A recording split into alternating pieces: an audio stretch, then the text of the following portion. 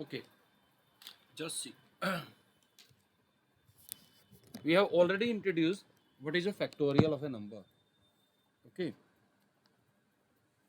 now let us understand what is a permutation.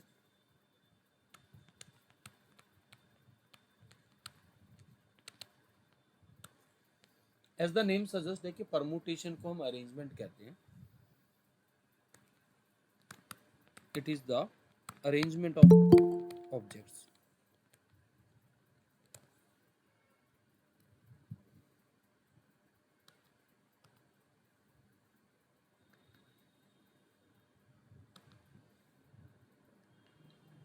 Arrangement of objects. तो पहले जरा समझेंगे और then we'll develop the formula. Suppose if I ask you, we have three distinct objects A, B, C, and if I ask you to arrange on a line, line पे इनको arrange करना, तो what are the ways? It can be A, B, C. It can be A, then C and B. हमने क्या किया यहाँ पर? B और C को आपस में इंटरचेंज कर दिया. Similarly, we can have B, AC, and then B, CA, and we can have CAB or CBA. See, the total number of arrangements are 6. Total arrangements are 6. We need not to write all these arrangements. We have a scheme for that. आप ऐसे भी समझ सकते हैं. Suppose I develop some blocks like this. 1, 2, 3. We have the objects. I have to count the number of ways. If I ask you, यहाँ ये है first place, ये सेकंड प्लेस और ये third place. In how many ways we can fill the first place? You have the three options. Okay, and in how many ways we can fill the second place? जरा बताइए बेटा. There are 2 ways. Yes, sir. और third के लिए तो एक ही बचेगा.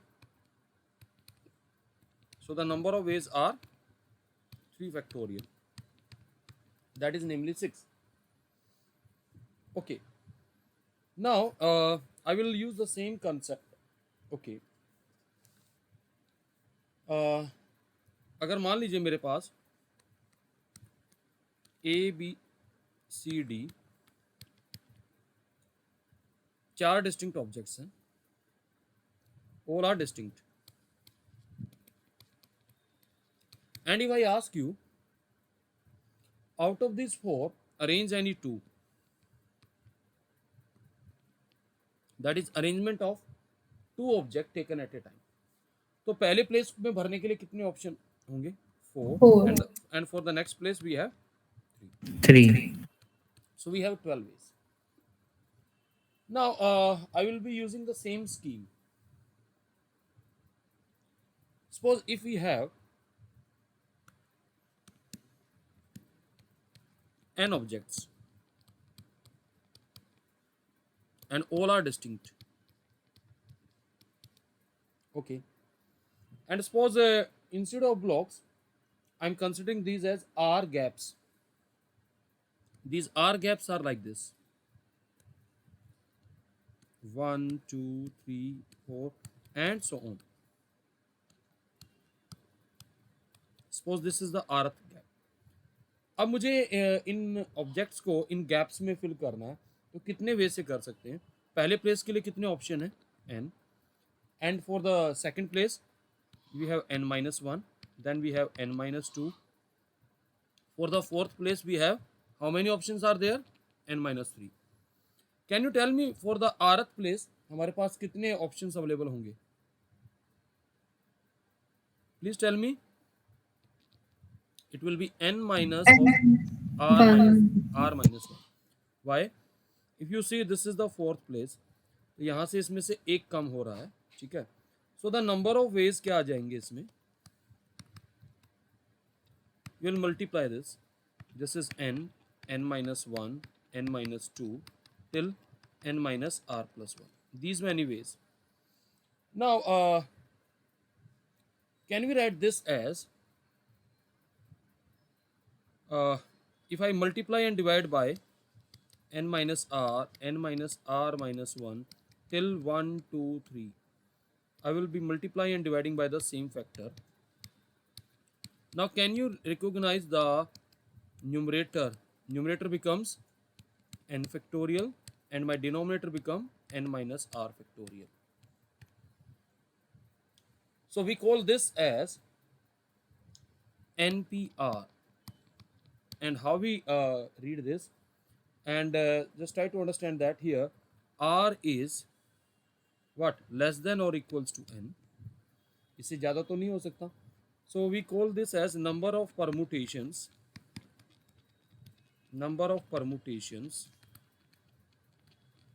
of n objects taken r at a time.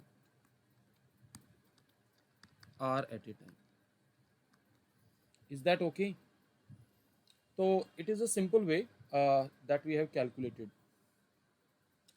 अब अगर मान लीजिए if r is equals to n, then what will happen? Then this NPN formula will become n factorial over 0 factorial, and this is nothing but n factorial.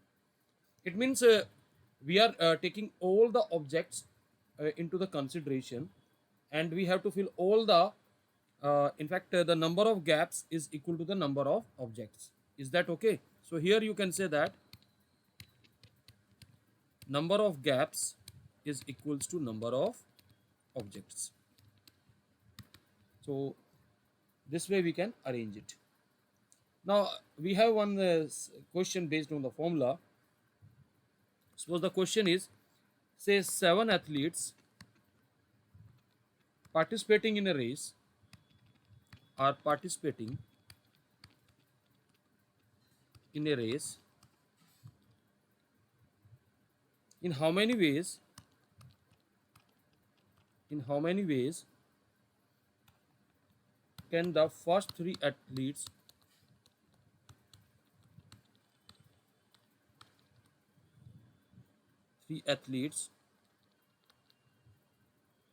win the prize? Can you tell me? 7p3. 7p3. Because आप मान के चलिए first prize देने के लिए कितने option है? How many option we have? 7. And second prize देने के लिए कितने ऑप्शन है? 6. And then we have 5. Is that okay?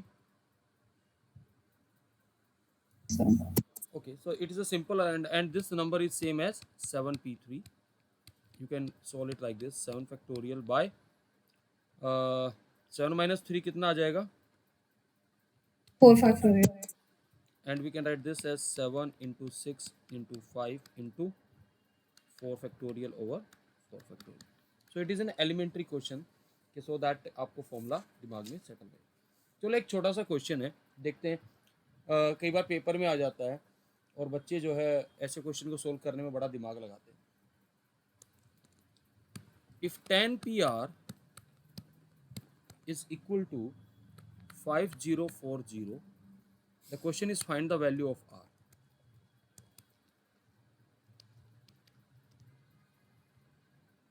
Okay, how you will handle this? पहले तो एक चीज़ समझ लेना, मैं कुछ यहाँ से कुछ इंटरेस्टिंग चीज़ आपको समझाने वाला हूँ. Before doing this formula, suppose if I am writing say 10p2, can you tell me ये 10p2 किसके बराबर आएगा? 10 into 9. If I am writing 10p3, it will be 10 into 9 into 8. Please tell me. हाँ जी बेटा. Okay. Now, if I am writing 10p4, it is 10 into 9 into 8 into 7. So in journal, if I'm writing 10 PR, can we say that it is the product of R conjugative integers? Please tell me. Yes, sir. Okay, अगर मैं इसको फॉर्मूले से solve करूंगा तो लगे रहना, तो देखते हैं। तो हम क्या करेंगे, 5040 का फैक्टराइजेशन करते हैं, देखिए क्या बनता है। Can you write this as 10 into 504? Please tell me. हाँ जी बेटा, can we write this way और not? And Yes, sir. 504 further can be written as 9 into 56, and this can be further written as 8 into 7.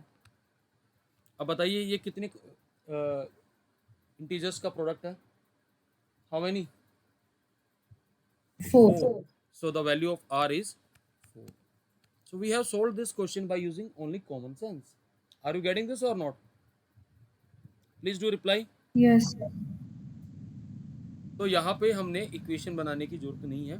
तो इस type के questions में कोशिश करिए कि इसको प्रोडक्ट ऑफ कंजुगेटिव इंटीजर्स में ब्रेक कर ले, so that you can solve the question easily.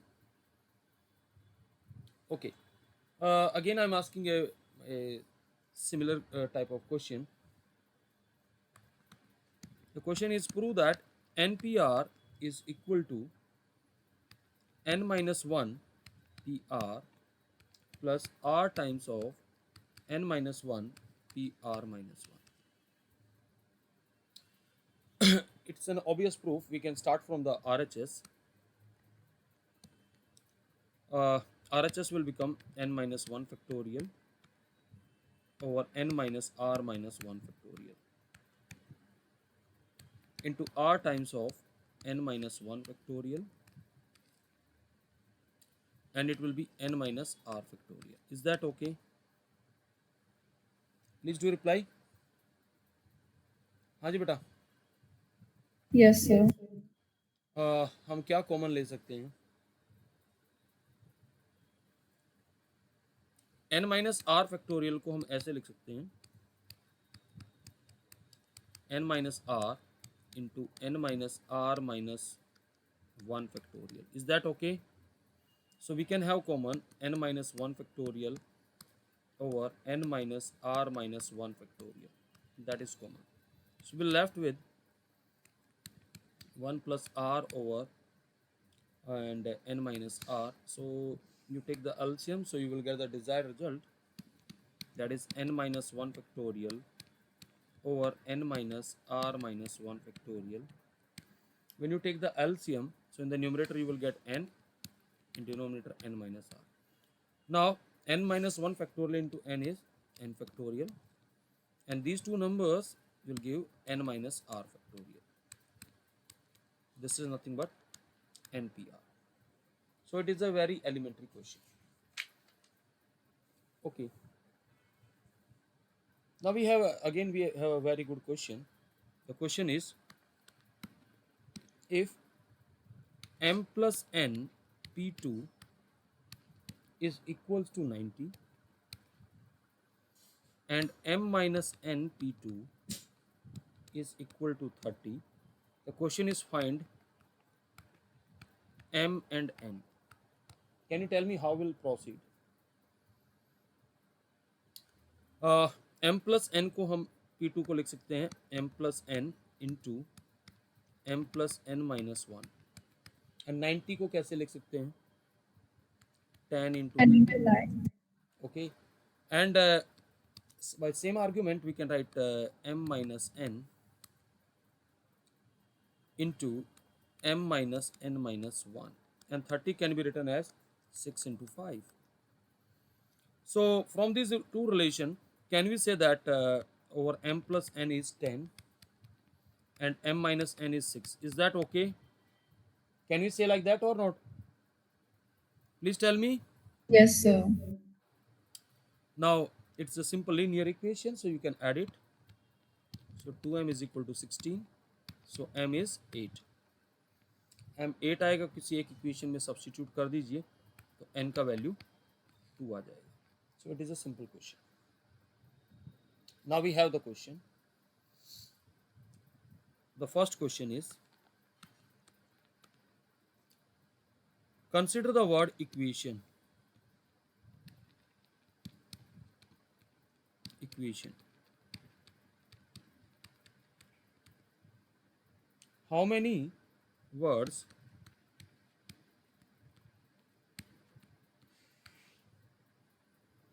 can be formed using all letters? This is the first question. And second one is, no two consonants are together. No two consonants are together. And the third one is, the relative position of consonant and vowels do not change. Relative position of consonants and vowels do not change. पहले समझते हैं. पहले equation में vowels और consonants को separate कर लेते हैं. हम पहले वोवल्स का पेयर बना रहे हैं. क्या है वोवल्स हमारे? ई, यू, ए, आई, ओ. मेरे ख्याल से पांचों वोवल्स आ गए. काफ़ी अच्छा वर्ड है. ठीक है. कॉन्सोनेंट्स हमारे क्या आ जाएंगे?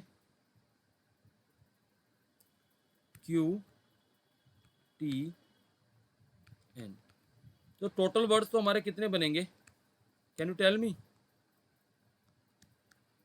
8 फैक्टोरियल. सारे के सारे डिस्टिंक्ट है. Is that okay? Please do reply. Is it clear बेटा? Yes, sir. नाउ अब हम क्या चाहते हैं कि consonant, no two consonants are together. चलो, तो हम क्या करेंगे? Will use the gap method. What is gap method? जरा समझना. पहले हम क्या करते हैं, वोवल्स को अरेंज कर देते हैं. मान लीजिए वोवल्स को ऐसे अरेंज कर दिया, ए, ई, आई, ओ, यू. ये वोवल्स कितने वे से अरेंज हो जाएंगे? 5 फैक्टोरियल. Is that okay? इनके बीच में गैप्स कितने क्रिएट हुए? 1, 2, 3, 4, 5, 6.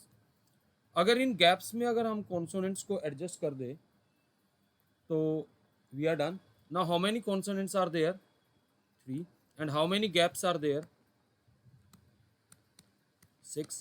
So that can be done in 6p3 ways. Is that okay? So these many words. Is it clear to everyone? Please tell me. Yes, sir. Clear? Now what do you mean by the relative position of consonant and vowels do not change? Now see, I am writing the word equation.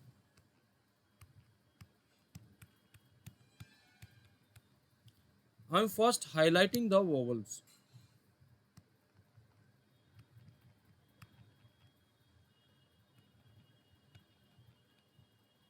And then now I am highlighting the consonants. Okay. Its meaning is that कि vowel अपने जगह पे ही रहेंगे. Relative position यानी कि vowel की जगह vowel ही आएगा. मतलब आप मान लीजिए कि अगर यहाँ पर वोवल है ई, तो यहाँ पर कोई वोवल ही आएगा. तो क्या इन वोवल्स को अपनी रिलेटिव पोजीशन पे तो अरेंज किया जा सकता है? जैसे इसकी पोजीशन है 1, 2, 3, 4, 5, 6, 7, 8. तो वोवल्स अपनी पोजीशन पे, इन पोजीशंस पे कितने वे से अरेंज हो सकते हैं? Please tell me in how many ways we can arrange vowels. Please do reply. 5. 5 factorial. Similarly consonants को उनकी पोजीशंस पे कितने वे से अरेंज किया जा सकता है? 3 फैक्टोरियल. 3. That's it. भाई उनकी पोजीशन तो वोवल की जगह वोवल ही आ रहा है. इट इज़ नॉट समथिंग कि हम फिक्स नहीं कर रहे हैं कि यही स्पेसिफिक वोवल उस पोजीशन पे आएगा. The only thing is that कि जो प्लेस वोवल को असाइन है तो उस पर उन पांचों में से कोई भी वोवल आ सकता है. Is that okay? I hope this Yes, is sir. Clear. Okay. Now we have a very good question. The question is like this: the digits 4, 5, 6, 7, 8 are written in every possible order. In every possible order.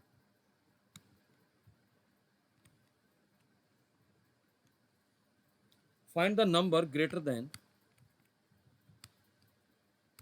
Find the number 56,000.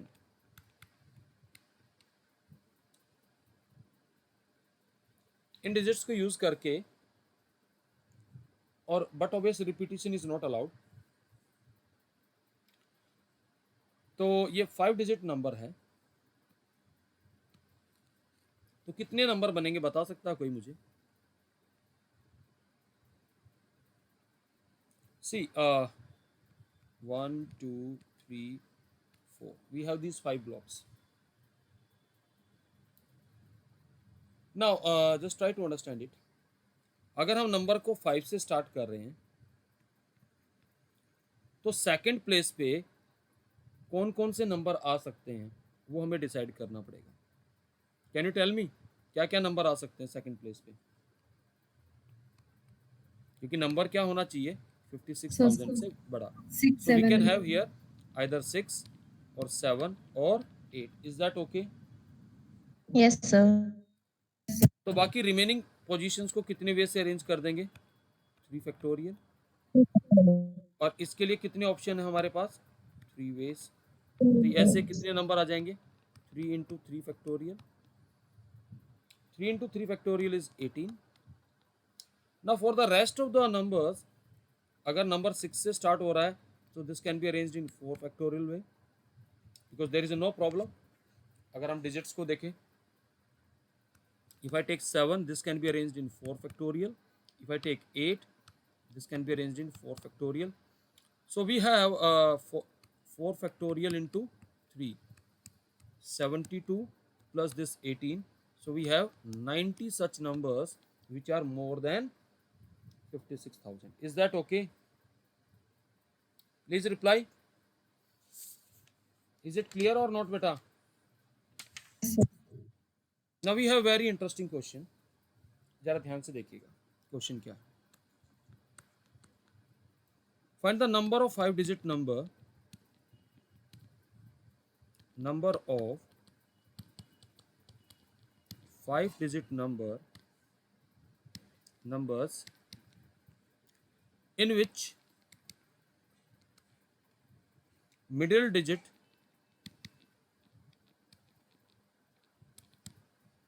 is greatest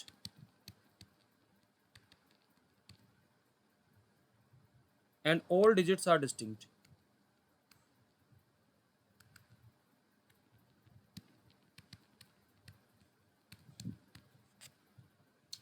See, it is an interesting question. जरा ध्यान से समझिएगा. First I am making the blocks. यहाँ पे cases बनाते वक्त बड़ा ध्यान रखना है इस क्वेश्चन में. So this is the middle portion. I am writing this one. This block is the middle one. और हमारे पास डिजिट्स क्या क्या हैं? 0 1 2 3 4 5 6 7 8 9. हमें ऐसे नंबर बनाने हैं कि जो मिडिल डिजिट है वो ग्रेटेस्ट रहे. अब मुझे बताइए 5 डिजिट का नंबर हमें बनाना है.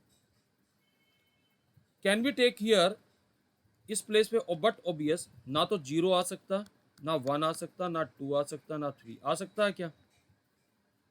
Please do reply. No, sir. ठीक है ना. So we can have 4. Please tell me. अगर यहाँ पर मैं 4 को फिक्स करता हूँ तो 4 हमने फिक्स कर दिया। अब हमारे पहले प्लेस को भरने के लिए कितने ऑप्शन है? बिकॉज जीरो नहीं आ सकता यहाँ पे, अदरवाइज नंबर 5 डिजिट का नहीं रहेगा। Are you getting this? Please tell me. Yes, sir. So we have the 3 option for the remaining places.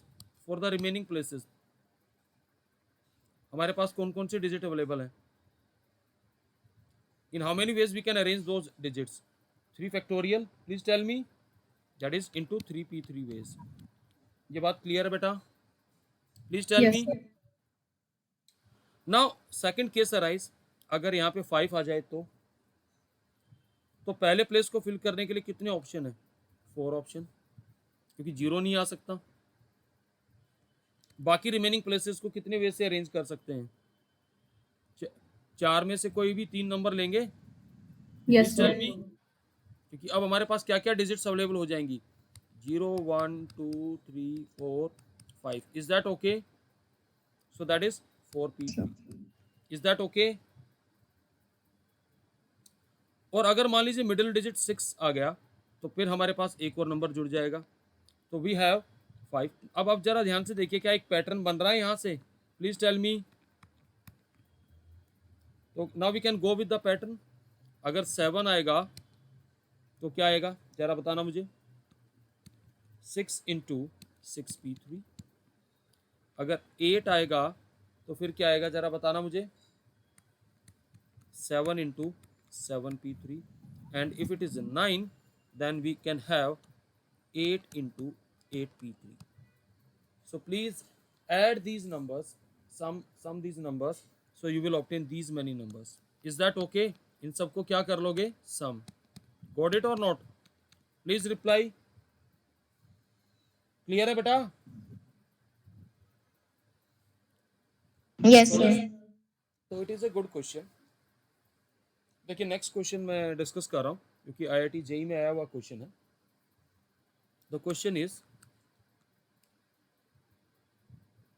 5 digit number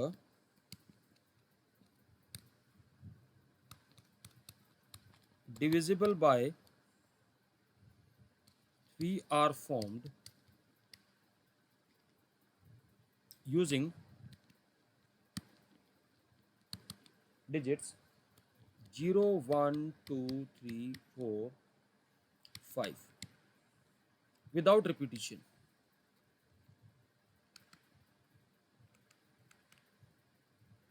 The total number of such numbers are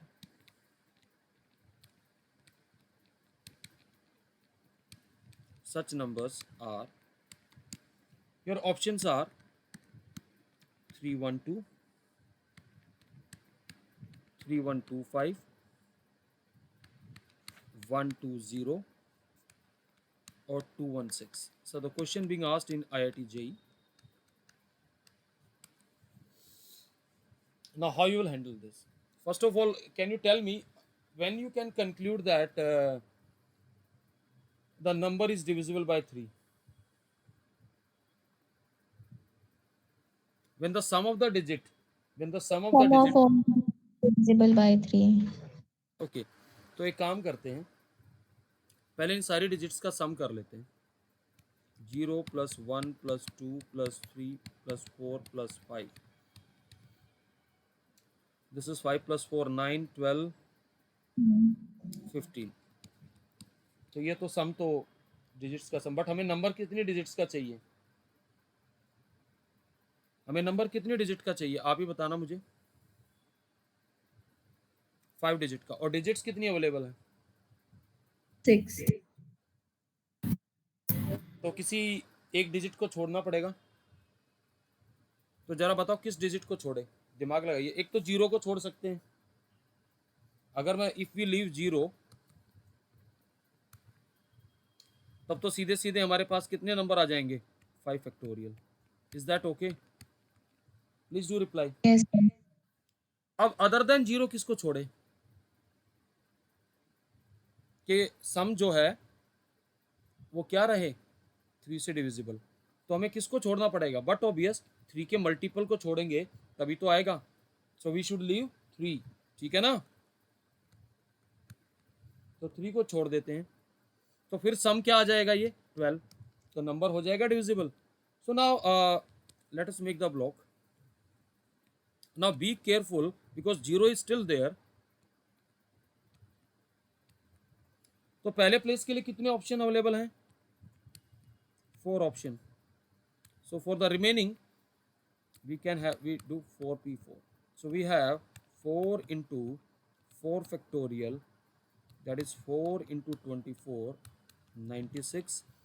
So the total numbers will be 120 plus 96, that is 216 is the answer. Is that okay? Clear है बेटा? Question समझ में आ गया सबको अच्छे से? Please do reply. Yes, sir. Yes, चलो sir. एक और इस तरह का सिमिलर टाइप क्वेश्चन जो कि AI ट्रिपल ई में आया हुआ क्वेश्चन है, समझिएगा.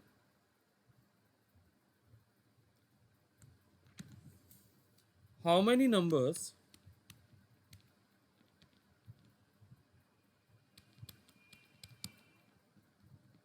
can be formed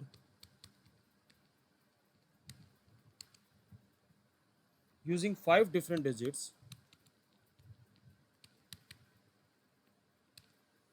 5 different digits from the set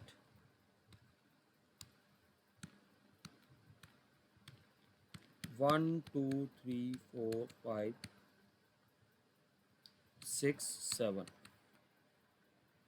If number is divisible by 9,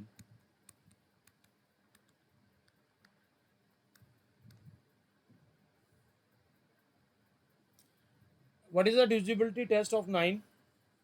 Please tell me. The sum of digits should be by 9. Yes, sum of digits should be divisible by 9.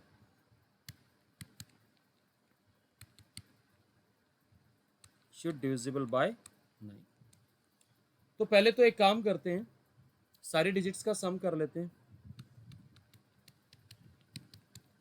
क्या आएगा सम? 7 into 8 by 2. Is that okay? AP लगा दिया है मैंने 28. अब एक बात बताइए, डिजिट्स अवेलेबल कितनी है? डिजिट्स 7. अवेलेबल कितनी है? 7. 7. और कितनी डिजिट का नंबर बनाना है? प्लीज 5. 5. 5. तो आप मुझे बताइए कौन सी 2 डिजिट छोड़नी पड़ेंगी? दिमाग लगा के बताइएगा.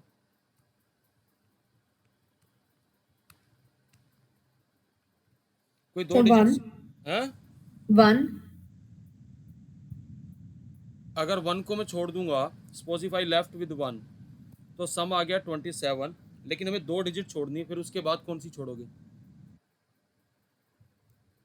So 5 and 4. Sorry, sir. 7 and 3. 7 and 3 is correct one. तो बेसिकली आप एक बात देखना आराम से. अगर आप ये डिजिट्स को केयरफुली देखें, 1 + 2 + 3 + 4, इन सब का सम 28 आ रहा है.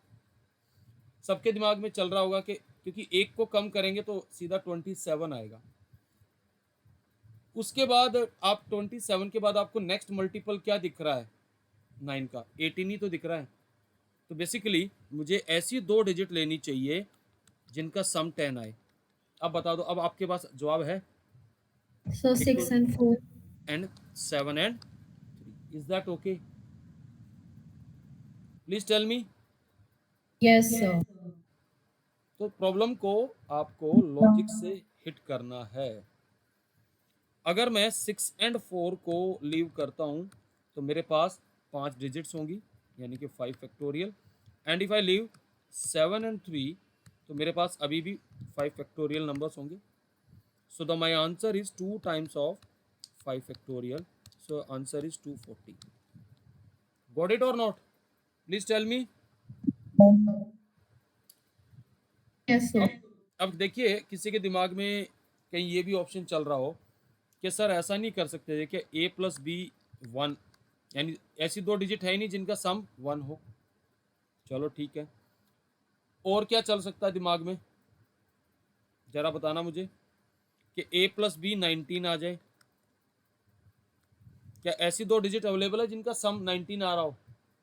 वो भी अवेलेबल नहीं है। No, तो sir. हमारे पास बेस्ट ऑप्शन क्या था कि इन 2 डिजिट्स का सम 10 रहे, ऐसी 2 डिजिट सेलेक्ट करनी है। Is it okay?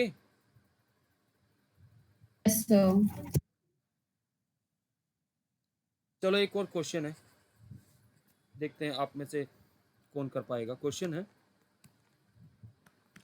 How many 5 digit numbers with distinct digits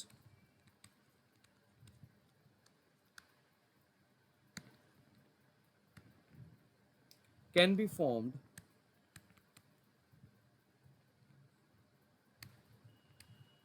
using digits 1, 2, 3, 4, 5, 6, 7, which are divisible by 4.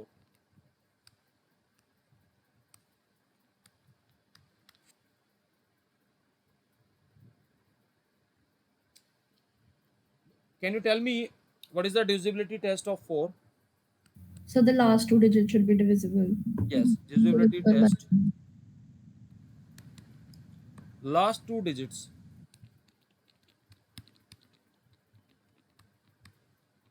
must be divisible by।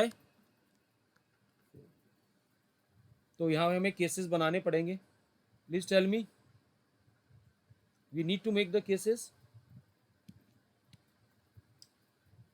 तो अब आपके पास डिजिट्स अवेलेबल है, तो प्लीज मुझे केसेस बनाना बताइए। इस लास्ट प्लेस पे क्या क्या आ सकते हैं? 1, 2। 2, हाँ जी 4, बेटा, पहले 1 के रिस्पेक्ट में देखिएगा। आप 1 को पिक कर लीजिए, देन 1, 6। 16. ठीक है, पहले 1 को सिर्फ। अब आप 2 को पिक करिए, इसके अलावा तो और बन ही नहीं सकता। ठीक है, नाउ 2 के साथ क्या बन सकता है? 24. 2, 4 ही बन सकता है। Is that okay? और कोई बन सकता है 2 के साथ? नहीं sir. Okay, now let us pick 3। 32 and 36. 32 and 36। okay, now let us pick 5।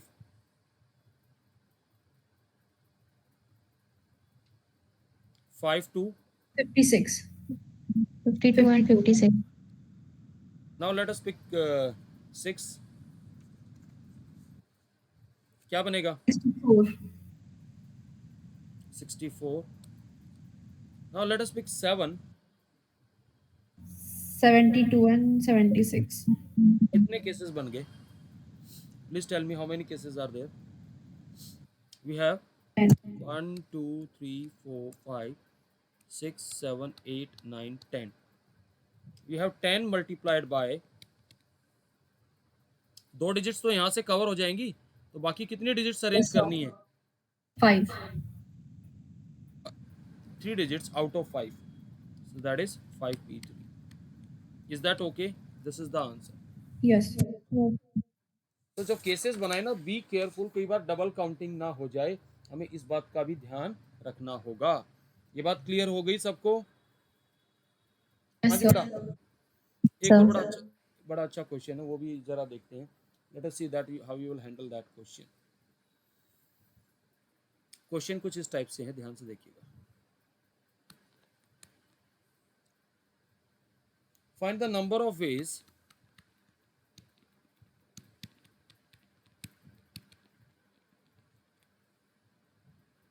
in which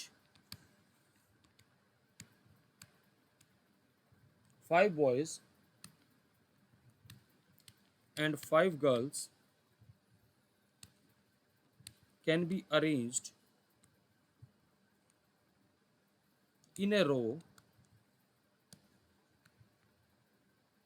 Number 1, if boys and girls are alternates।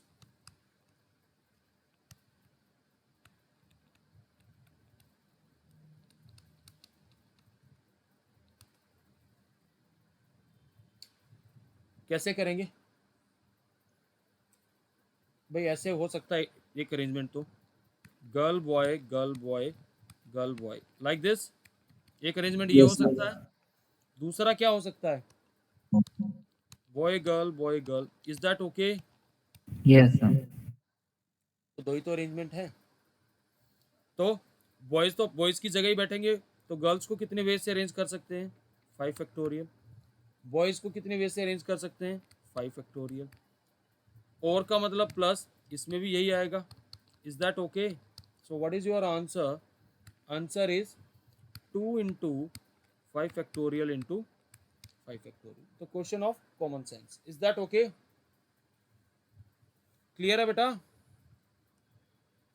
Please do reply. Yes, sir. Yes, sir. दूसरा इसके अंदर है, if no two boys are together.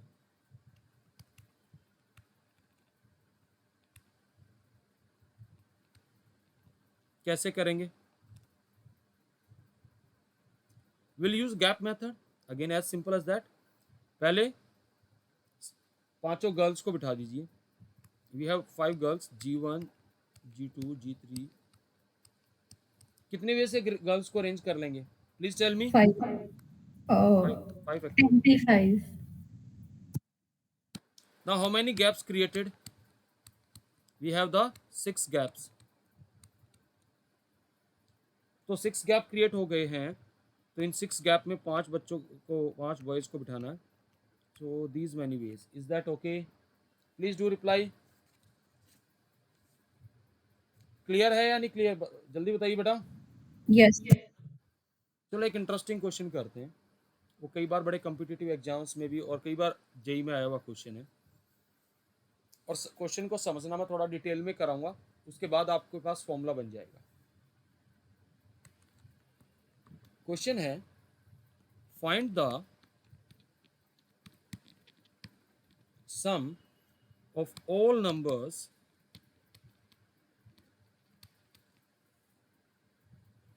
that can be made, that can be formed with the digits 2 3 4 5 taken all at a time।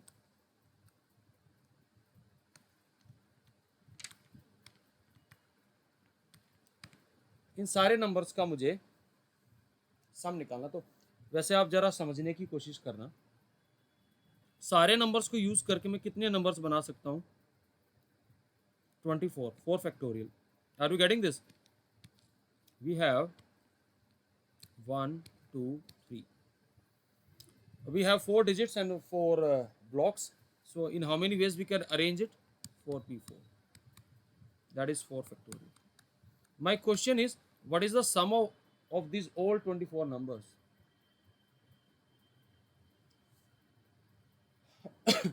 चलो एक काम करते हैं, ऐसे क्वेश्चन को हैंडल करने का तरीका समझते हैं। समझिए, हम एक काम करते हैं, जो सम करते हैं किसी नंबर को, सपोज मैं ऐसे नंबर ऐड करता हूँ 23 + 24, तो आप कैसे करते हैं? पहले यूनिट प्लेस को जोड़ते हैं। Are you getting this? फिर कैरी हो जाता है। आर यू गेटिंग दिस और not? Please tell me. Yes, sir. Okay, तो इसको कैसे हैंडल करेंगे? पहले हम क्या करेंगे, one by one will find the sum of the places. अगर यूनिट प्लेस पे, आराम से समझना, हम नंबर्स यहाँ पे रखेंगे तो उनका हमें सम निकालना है। आर यू गेटिंग दिस और not? Sum of unit place.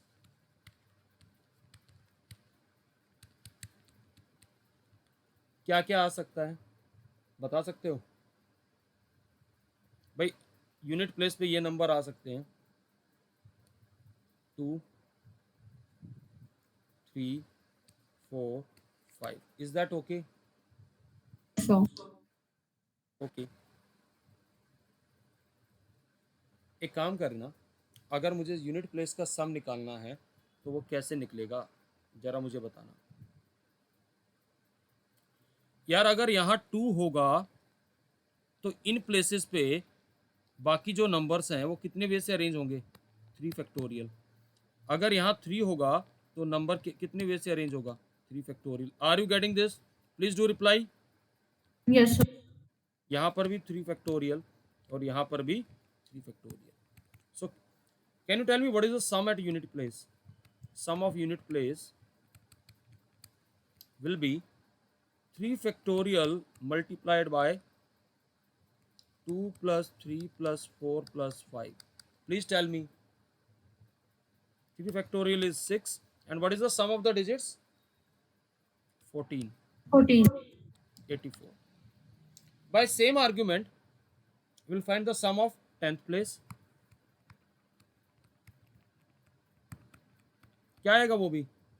By same argument, we have 3 factorial into 2 plus 3 plus 4 plus 5. Is that okay?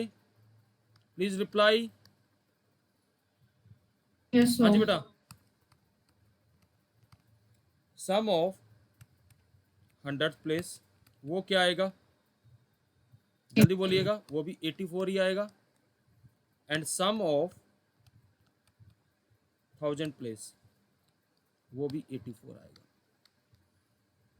अब जरा ठहरिए, जरा एक बात को समझने की कोशिश करना। जब कोई हम नंबर बनाते तो नंबर का मतलब क्या होता है वो जरा समझना।